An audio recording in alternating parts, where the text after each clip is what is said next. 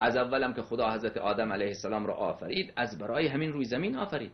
خود آیه انی جاعل فی الارض خلیفه، از روز اول هم مقصود آدم، منزل اصلی آدم علیه السلام روی زمین بود که باید روی زمین بره. حالا قبل از اینکه روی زمین بره یک مدتی را در باغ باشه، در این بستان اینجا زندگی راحتی داشته باشه، در آسمان ها اون جایی که هست. وقتی که از شجره منهیه خورد، اون وقت خداوند متعال به آدم، نه اینکه آدم تو گناهی کردی، حالا دیگر امتحان تو شروع شد، حالا برو روی زمین، اونجا برو و نسل تو میان، در نسل تو بعضیا خوبن بعضیا بدن، اون خوبها با خوب زندگی میکنن، بدها با اون خوبی ها دشمنی میکنن، بدها با هم دیگر دشمنی میکنن. این معناش نیست که آدم گناهی کرده علیه السلام.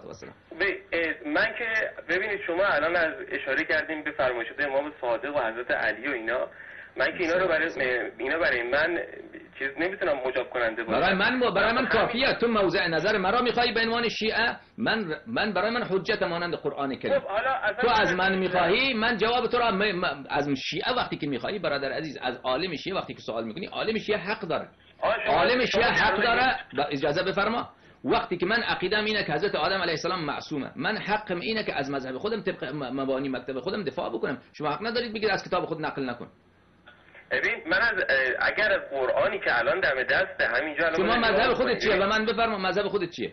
ببین اصلا با اون کار نداشته باش. خب آخر اگر ببین وقتی که وقتی کلمه توبه اینجا هست، بله توبه میدونی اصلا معناش چیه؟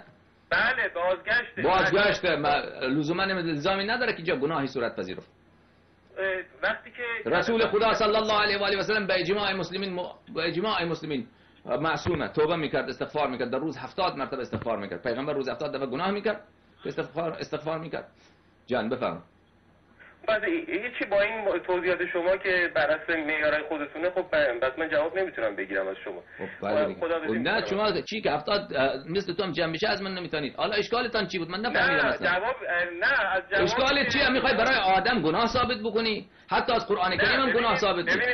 ببینید هدف من قول امیرالمؤمنین علیه السلام را که اجازه بدید جان من، قول امیرالمؤمنین علیه السلام که نقل کردم گفتم در روی زمین نسناس بوده قبل از حضرت آدم علیه السلام. حالا رد بکنید اونو، بگید من اون قبول ندارم. اون قول فرض کنید من نقل نکردم، کجای استدلال من مخدوشه؟ من یک کلمه گفتم حضرت امیرالمؤمنین علیه السلام گفته قبل از آدم علیه السلام روی زمین مخلوقاتی بود که علم امروز هم ثابت کرده. اجازه بده جان من،